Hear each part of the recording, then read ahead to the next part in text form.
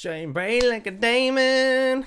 Shine bright like a diamond. That song has literally been in my head for the last few days. Hello, everybody, and welcome to Against the Fence, where this is the place to be if you're obsessed and passionate about the UFC. This is your news show following UFC 302 this past weekend. We're going to have a few things to talk about during this show, so make sure you've hit that like button, hit the subscribe button if you're new to the channel. We're going to be talking about the UFC 303 press conference that got cancelled. That was meant to be today in Dublin. We'll talk about some of the reasons why we think it's been cancelled. We've received updates from Ariel Helwani, and we've literally just received an update from Conor McGregor within the last 20 minutes or so. So we'll add that in there as well to talk about. We'll talk about him going off on Guinness as well, which kind of involves him joining a Facebook group and just slandering Guinness, which is quite funny, so we'll get into that. And then we've also got an update on Alex Pereira's return date as well. So if you're super excited to see what's going on, let's discuss these things together, guys. And yeah, let's spread some love in the chats. And oh yes, Collestrom's in the house with some fire emojis. Yes, Colestrom, good to see you, brother. Oh, I need to remove these chats because they're above there. Actually, I'll tell you what, we got some new toys we're playing with lately. So if I get rid of that, there we go. We can get Colestrom's chat in there. We've got Brother B. Yes, hello, from Dallas, JK. Yes, hello, Brother B. How are you doing? How's your time off been? And of course, you know, being a teacher and everything and all that, you know, you must be really absorbing that time off at the moment. Colestrom says, what upcoming fights are you looking forward to? Good question, Colestrom, before we get into the news events. To be honest with you, Conor Chandler, to me, it's kind of like falling off a little bit. The hype has kind of died down since Tough, so I'm not like overly bothered about that. Kanonir Imavov is okay. Reyes Jacoby this coming weekend's an intriguing fight. Whittaker Chimaev has got to be up there, hasn't it? You know, let's face it. Or is Chimaev even going to turn up? I did see someone tweet out today about, or I think they were trying to play on us a little bit, trying to say that Chimaev has pulled out and Sean Strickland's going to step in. And to be honest, I actually got a feeling that could very well happen.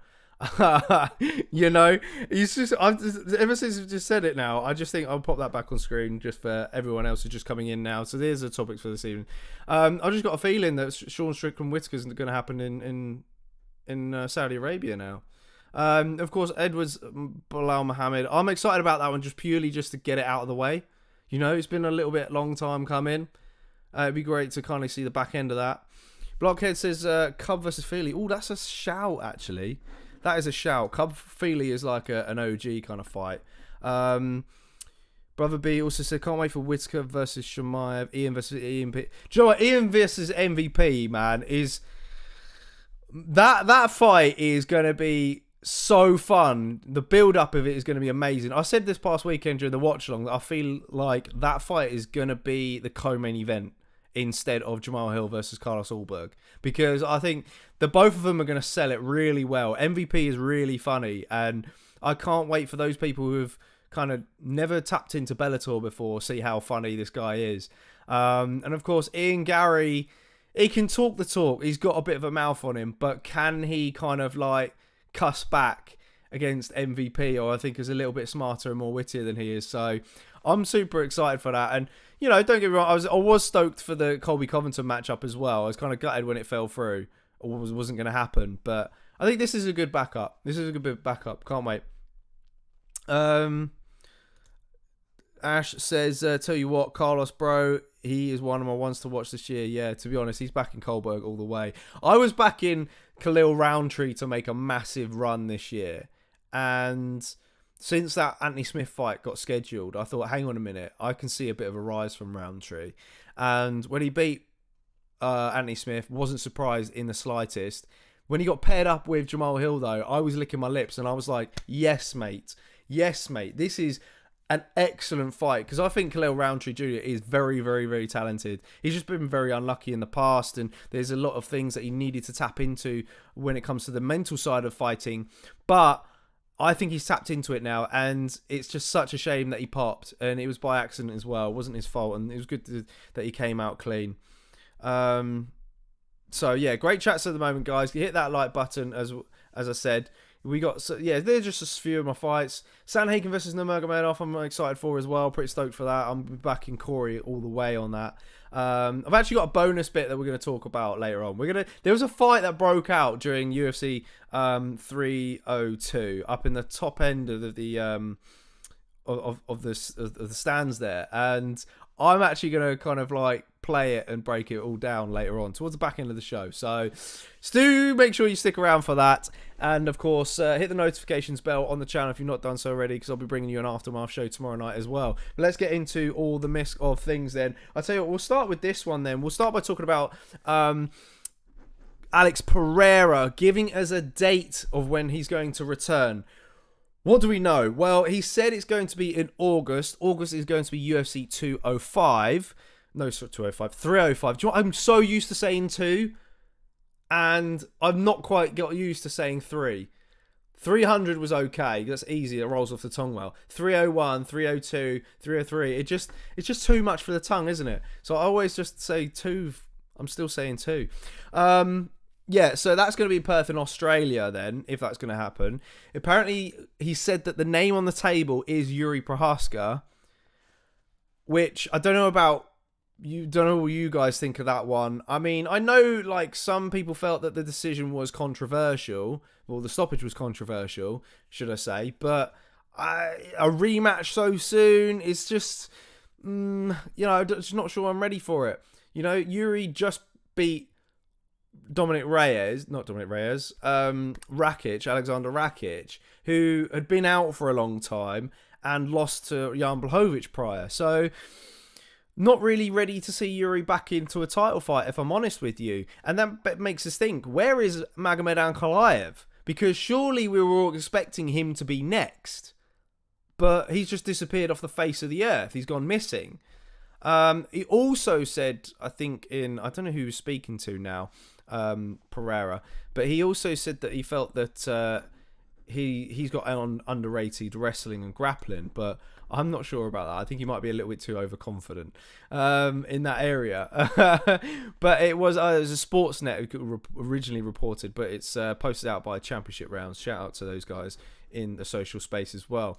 But then if this fight is going to happen, Pereira versus Prohaska in Perth, then why isn't Dricus fighting Izzy? Surely they're not going to put both on the same card, right? So it makes me think, because I thought that fight was originally slated or was going to happen. Why isn't it not happening? Admittedly, I don't think that Izzy deserves the title shot. I will argue with that until the cows come home. But I've accepted that is probably the only option for that Perth card as it stands. We'll get into maybe another alternative option, which isn't a title fight, tomorrow night in an Aftermath show. Let's get into some chats. Yes, George Merry in the house, who says, I think it's George Merry anyways. Normally it says George Merry, but this just says George. If you're George Merry, let us know. George says, is there going to be another press conference? Yes, I believe they are going to reschedule it. We're going to get into dissect into some of the more details in just a sec, George. Ross McCann says, any updates from Conor press conference? Yep, we'll get into it. We're going to get into it. Hold on tight, guys. There's a lot to go through. Bro, guys, chill out. We're talking about Alex Pereira. This is the UFC 302 news for starters. I probably should have started with Conor McGregor. We'll get into that in just a sec. But, yeah, why isn't Dricus fighting Izzy is a bit of a question. Could the UFC be setting up Pereira versus Izzy 3 instead, though? That's another thing that we've probably not considered, right? If Dricus, say, isn't ready to fight in Perth, and you've got Izzy who is ready to, and Pereira needs an opponent. Because what I'm thinking here now is maybe that Pereira's chucked out Prohaska's name so that it kind of diverts the attention off of a possible Izzy fight. That's the only thing that I can think of, and whether the UFC are really trying to make him be quiet about it. Let's be real, most people only care about Conor McGregor right now. It is true. It is true. But look, Pereira's a big dog. How can you not, appreciate Alex Pereira and not be a fan of his when he's just knocking dudes senseless? He is a talent. He's so much more exciting than Conor McGregor right now. It's just it is what it is. But we'll finish on Conor McGregor. We'll start with Conor McGregor, who we'll talk about now. Breaking news, of course, pulled out of the press conference, but we're all kind of thinking to ourselves, why, right? Why? This has come 24 hours before everything kicks off. It was meant to kick off tonight. Apparently, it's being cancelled on Conor McGregor's side. That was confirmed earlier by Chisanga Melata. Chandler was told yesterday before making the flight to Dublin that it was going to be cancelled. So he knew first. So that could have been a near one. It's very early to speculate, but why we've kind of got to ask ourselves, why has he cancelled it? There's all sorts of things have been coming out. Sai said to me earlier, is he dead? Has he had an overdose? But apparently not. He's actually put a statement out, which I'll probably get to now then, which I will play on top of this. Bear with me. Had to bring it in last time. So he says, in consultation with the UFC, today's press conference was cancelled due to a series of obstacles outside of our control. Now, when he says our control, does that mean the UFC and him? Or does that mean Team McGregor? That's what I got to wonder from that side of the statement. He says, I apologise to my Irish fans and fans around the world for the inconvenience, and appreciate all of your passion and support. I can't wait to put on the greatest show of all time in the octagon. Sorry, it's a bit slow on my small on my screen. So no explanation yet. Why did he pull out? That is the question. Is it due to legal reasons? Is he getting done for something? Has he got to appear in court? Is it business side of things? I'm starting to wonder whether or not Forge Stout is falling apart a little bit here. And I'll get to some more reasons why, because we're going to talk about his war against Guinness in a sec as well. Conor was about to cook, says George. Yeah, it does kind of almost feel like we're getting the Conor of old back, doesn't it? There's a little bit of an energy from him, which has kind of been needed because we didn't see it in the Donald Cerrone fight. We saw it on the end of the last Dustin Poirier fight, didn't we? When he broke his leg and was saying, well, your wife's in my DMs. So there's that side of it. Ross says Conor seems like he has anxiety these past few years. Don't know if it's only me who has noticed very different compared to his confident self in the past. Yeah, I mean, to be honest, Ross, part of that I think has come down to him being a bit more of a family man as well. He's kind of maybe perhaps realised that he needs to be a little bit more of a role model towards his kids, especially when he's bringing his kids to his fights now as well. He's bringing the whole family. So, yeah, it's not really a good image, is it?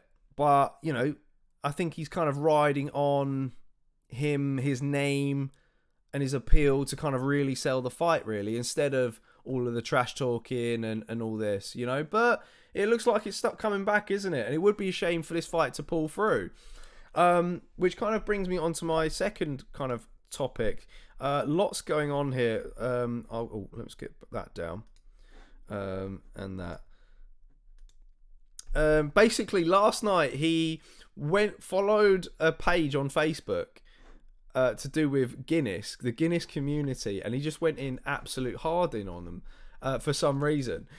First it says, don't forget Arthur Guinness was a spy for a foreign government hell-bent on preventing the freedom of the nation of Ireland to act as a sovereign country. Upon Ireland's victory in the war, Arthur was forced to at gunpoint to turn his logo, the harp, inward facing the wall as the True Harp is a national emblem of Ireland, a country he actively funded against in an attempt to suppress its freedom of prosperity. Check the harp on the Irish passport. It faces the correct way. Now check the harp on Arthur's door.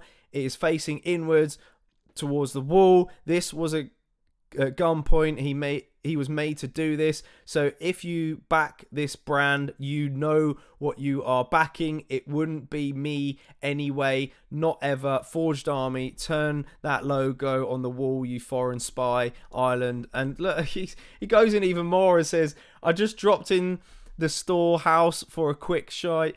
Hope they didn't mind. Haha, greedy robbing bastard. Arthur Guinness was a rat for a foreign entity. Today, his corruption hikes prices every second month out of pure greed. Ask any of your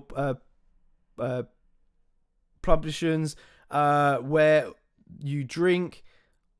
They are all despise them. Forged stout is the working man's drink. Real stout, real prices. See you all K-side. Arthur could never. So, look, what is this come from? Thank you, Rice, for the super chat, my man. Thank you. He says, thoughts on UFC announced Usyk versus Volk. Cheers. I've only just seen that. Really, I will get to that and I'll look that up in a sec. If anyone can fact check me and send me a source in the chat, that'd be great. A link. Yeah. So, you know, he's kind of going to war with Guinness here, and you know, is it just a bad sort of publicity stunt to get people to try Forged Stout? Maybe. Could the company be in trouble and Conor is desperate at the moment? Seems kind of that way, right? Or could this all be linked to why they cancelled the press conference? Is Forged Stout really struggling? That's my question, really. That's what I'm wondering here. Has literally Conor been dragged into a meeting with the higher ups and go, no, we need to talk about this now. Like, there's some desperate things happening here. So that's my only thing that I can think about. So yeah, smash a like on the video, guys. Excellent show so far tonight. Yeah, make sure you got that notifications bell as well, because we'll be talking about some future fights as well tomorrow night about this past weekend. Ross says this channel will blow up. Very professional and well presented. Well, Ross, this is the place to be, my man. If you're obsessed and passionate about the UFC, if you've ever looked at football fan channels here in the UK, we are the UFC's #1 fan channel. I can guarantee you that. We do watch-alongs, fighter Q&As where you guys get to ask the questions. You know, that's what we're all about over here. So spread the word to all your fight fans and friends, and join into our live shows where we get talking about these discussions. Angus is in the house. Yes, Angus, good to see you, brother. Who says, damn UFC, imagine if he flew over if we flew over for the press conference. Yeah, to be honest, Angus is our editor on our website, and he did mention me and said, look, let's look at flights for Dublin. Let's go over there, speak to some fans, etc., record some content, and, you know, fingers crossed, maybe ask some really good questions over there. But to be honest, I'm moving this week. There's so much junk behind me, and I've got such a jam-packed week, so I couldn't really make the flight over. Anyone got any links for that Usyk versus Volk news? Because I will pop it up later on if I can. And share with you guys. But yeah, that's kind of all I've got on the Conor McGregor kind of scenario at the moment. Let's break down this fight that we saw in the stand. This is another thing that happened this past weekend. If I enable his hit, did anyone actually see this, by the way, on social media? Like, a fight broke out on the top stand, right, very, very high up. And I tell you what, it is the funniest thing. Someone in the clip says probably fight of the night, and maybe they should have got a bonus. Look, if I play it to you here, you've got like this guy here on the left, and then you got this angry ginger dude who's like, "Come at me, white boy. What are you doing, white boy?" And it's like, mate, you're white as well. What are you doing? And he's probably like amped up. He's probably really hammered at this time, right? And he's trying to egg him on to get him to hit him. And this guy on the left with the hat is kind of like trying to calm him down, and eventually just kind of loses his temper with him.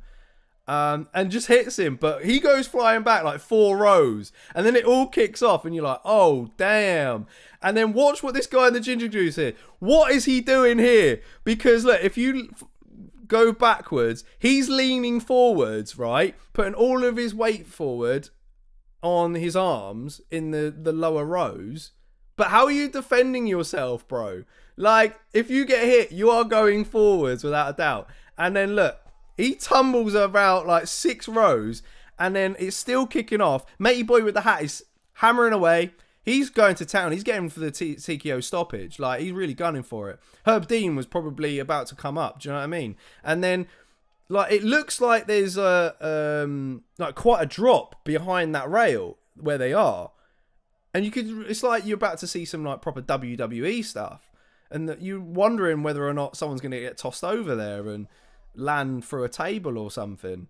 But it all kind of like calms down. I just kind of wanted to share it because it was so funny. And yeah, get your thoughts on it if you didn't see it.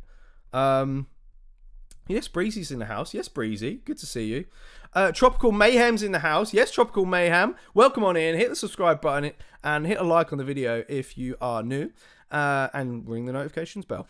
They also just announced Shamil Gaziev versus Rose Namajunas. Come on, more. Mate, Gaziev all the way. Gaziev all the way. Angus says, do you mean the upcoming fights or Ursig and Volk because they're not fighting each other? Yeah, I was a bit confused about that as well. Ursig Volk would be a very, very, very, very desperate fight. Is Ursig just like really popular over there or something? Because it didn't really make sense why they chose him to fight Pantoja, did it?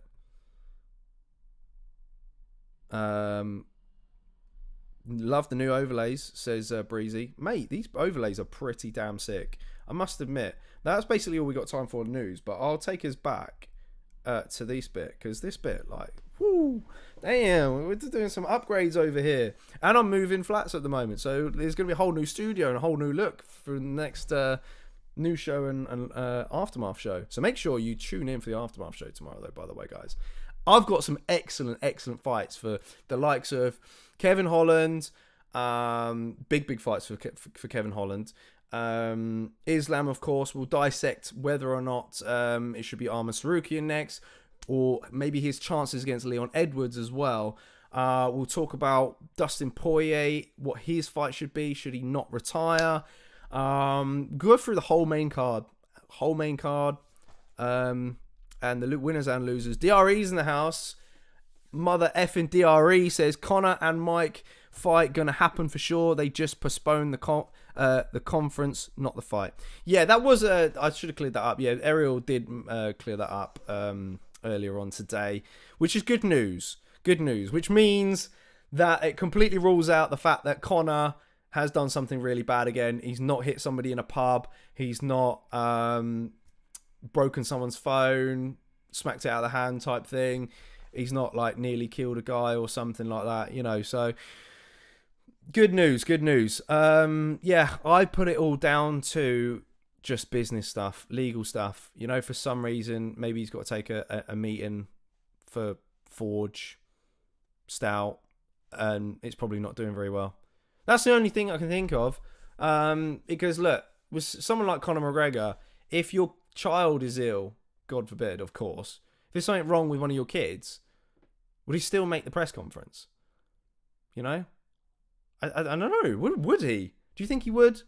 When you think about it at the moment, like as a person, as a parent, if you're a parent, of course, you're gonna say you're gonna miss that press conference, right? You would. But this is Conor McGregor we're talking about, right? This is Money McGregor, and it's the UFC. These people are such higher up, and there's a lot of things on the line, and there's, of course, when it comes to buying of pay-per-views and selling tickets and all of this, which apparently is like, you know, they've topped the gate already, but that's purely because of price inflation. Do you know what I mean? DRE says probably he might have blacked out. He might have blacked out. He could have, like, yeah, I'm expecting him. Yeah, probably was a hard bender last night. Huge bender, and he's just on a massive coke come down right now. That's what I feel like anyway. It's good shout. Breezy says, nah, Connor's full of shit, man. Tough was like 3 years ago. Guy was out partying a week ago. He's going to get smoked by Chandler if he keeps it up. Go celebrity boxing, man. I'll still be watching. Yeah. It's almost like he has hit that period, really, in his life where he should be moving on to those things. I generally do think that he is very motivated to compete at the highest level in MMA, because otherwise there would be no reason for him to do that. I know that the UFC were trying to negotiate a new contract with him. Apparently he's got, I think, was it 2 fights left. We've not really had any new information come out about that. So, is Conor being stubborn with the UFC at the moment? Is this a power move for him to completely cancel on the UFC the day before a Dublin press conference? You know? Money would have been spent for that. And, you know, it's not going to get recuperated. So, it would be a hard move for Conor McGregor. But, do you know what I mean?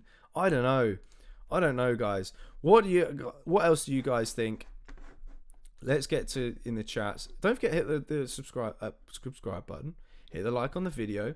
Thanks for the super chat, by the way, again, Rice, earlier on. I've not actually seen anything. Let's see if I can see anything on X, formerly known as Twitter, about any other, like, fight news. Because nothing really much has come out. I mean, normally it's going to come out on Ariel's show, right? Which was earlier. Well, we got a statement from Paulo Costa. Maybe we'll get into that tomorrow. I really like the Twitter page, dumb MMA tweets. I don't know about you guys, because there's normally some juicy stuff come from that. That is hilarious. Maybe perhaps one day we'll have to do a video, some of the dumbest MMA tweets. I mean, this is a fan channel where fan opinions matter most. We welcome all kinds of opinions and we don't just kind of slate them. But we will subtly laugh at them behind closed doors.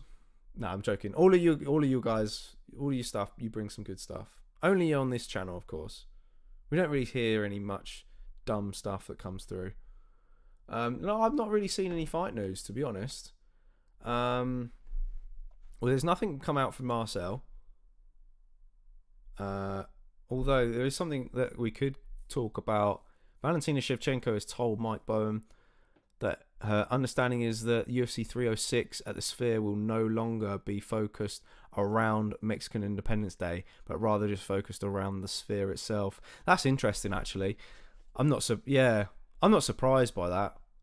It did kind of feel a bit weird. Like, you know, yeah, it's Mexican Independence Day, but it's also this huge event at the Sphere, which is going to be so unique. So it's just UFC being UFC. Yes, Canadian Bacon, I see you. Conor versus Pereira, says Breezy. Which Pereira? Michelle Pereira or Alex Pereira? Great stuff, Boise says. Thank you, sir. Yeah, nothing's got... MMA Orbit are normally on point with getting things out. They've not updated anything. So, yeah. I've not seen any fight news about Usyk Volk. So, unless someone's trolling. But, yeah, I think that would be a dreadful fight to make anyway. Like, why would you do that? Serious. Why would you do that? Alright, any questions, guys, before I wrap this show up? Get them in the chats as well. We'll answer a few while we're at it. Might as well. You know, it's a Monday. We're trying to make Mondays good. Monday's exciting. Tomorrow, Tuesday is exciting though. This aftermath show is going to be packed. Telling you now. The fights that I've got lined up are banging. So make sure you got the notifications bell rang on the channel, and make sure you tune in at the same kind of time. These were the same sort of times that we go live during the week for these kind of shows. So make sure, you come join us, come hang out, talk fights, and have an absolute blast with the community in the chat. DRE says, what's your opinion on the fight between Mike and Conor? My honest opinion, I do think it's been long overdue, but I think that man, all I can think about at the moment is if Chandler knocks him dead. You know, similar fashion that he did with Tony Ferguson. Could you imagine what happens? Because Chandler will be a mega star, right? Conor's just face is going to be all over the news like his knocked out soul. But is it going to happen though? I can't see it. I think this stylistically, this is actually a really good fight for Conor. This should be a fight that he wins. However, I do think that the distractions that he's got, forged stout businesses, the lifestyle that he runs, the big family man that he is now, there's a lot of pressure on him, and I think to come back in a big way, I'm just not sure he's going to perform up to it when the night comes. You know? I do kind of hope that he does win, right? For the sport's sake, for of course, a lot of people who tune in just for Conor McGregor, going to get hyped, it's good to see. But the fights after that could be pretty big, right? Because then automatically, all right, probably doesn't deserve a welterweight title fight after beating Michael Chandler, but are we going to kind of look at him versus Leon and think, is that not a really good fight? Yeah. Are we not going to look at his options at lightweight and go, right, okay, if he's able to win one more fight, could he very well challenge Islam Makhachev? Yeah. And, you know, that whole storyline with Khabib and maybe perhaps avenging things there. But then does he want to cut back down to lightweight again? Wait, is the 303 fight with Chandler at lightweight? I keep forgetting. Or is it going to be at welterweight? It says, welterweight. It was a welterweight. Okay. Yeah. I struggle to see Conor at welterweight, how things go, to be honest. Chandler is a winnable fight. Chandler's not a welterweight. I think he can get through that, but then it's difficult from there on. Shavkat, JDM versus Conor is a good fight. If here's the thing, stylistically for Conor, Jack Della Maddalena would be an excellent fight, but Jack Della Maddalena needs to beat Shavkat, but that fight's not going to happen. So, thanks for your opinion, man. No problem. Your opinions matter most, and if you ask for mine, I'll give you mine as well. Lucas Tracy in the house, yes, my brother, and Dewey Makhachev, also known as. Prediction for Cannonier versus Imamov this week. Yeah, that's a good shout. To be honest, right, it's easy to kind of like rule Cannonier out a little bit, isn't it? Because he's kind of a bit of a steady Eddie in the octagon. He's a good kickboxer, don't get me wrong. And he lands hard. He does land hard. I felt that he lost to Strickland, but the guy kind of like keeps winning and staying in this top end of the division, and he's got such a good mindset to the game as well that you notice. Decision win against Marvin Vettori, excellent fight of the night, great display there. Of course, he lost to Izzy, beat KO Derek Brunson, which is probably his best performance I think to date. Against Imavov. Imavov's a bit of a crafty character. He's, very long. He's shown some good performances as of late. But, he's knocking on the door. But is he really sort of a title contender? Can you actually imagine him in those kind of scenarios? The Lize fight was okay. Got deducted a point. But, it's not a fight which you can... this is the ultimate fight for him. A win against Jerry Cannonier does put him up there. And he's knocking on the door. But I don't really... He's just not really entertaining enough for me. I don't know. He doesn't really excite me. And I do think that Chris Curtis was unfortunate in their fight when they squared off. But thanks for your question, buddy. Breezy says the rankings and the fight pool has moved on so much during his inactivities. I think it's an entirely ego-based need to still be a big name of the sport and decent payday. Yeah, I don't know. I've heard from his coach. His coach has come out in interviews and said that they have phone calls all the time about various technical elements of the game and kind of getting back into the title picture. So I don't know what to believe, I don't know what to believe. I think Chandler is a good... I think he's going to get perfectly styled matchups for him. But one loss, and that's it. You know? Which is why I think there's probably a reason for him not signing a contract yet. You know? Is there any doubt for Conor? Look, there's not normally any doubt for Conor, is there? His confidence is usually completely sky high. But from a business side of things, big if, you were to lose one of your next 2 fights, that's kind of it for you in terms of title rounds. So do you see those fights out and then get crazy boxing money fighting, I don't know, Jake Paul, of course? That's one that I think a lot of fans, not me, but people would be excited for or get excited for because the build-up would be insane. And he would probably get mega money still. More money than fighting Chandler. So, you know, options I think will be on the table, but I'm surprised the UFC wanted to book a fight with him first before getting him to sign another contract. But I don't know, you know, times are hard, I guess. Times are hard for the UFC at the moment. It is true. All right, excellent chats. You guys have been absolutely amazing. Shout out to Ross McCann in the chat. Shout out to Tropical Mayhem. Shout out to Rice, DRE, Ash, George, Breezy, Colostrum, Blockheads, Canadian Bacon, Lucas Tracy. You guys have been phenomenal. Excellent stuff. And we'll see you tomorrow night for an Aftermath show like none other. We'll recap some of the events from UFC 302 and predict some future matchups for the winners and losers. I've got some exciting fights for you guys. So make sure you stay tuned, hit that notifications bell, and we'll see you tomorrow at the usual time. Same time as tonight. Ciao for now, guys. Get some good rest. Have a good day tomorrow, and we'll see you tomorrow. Bye for now.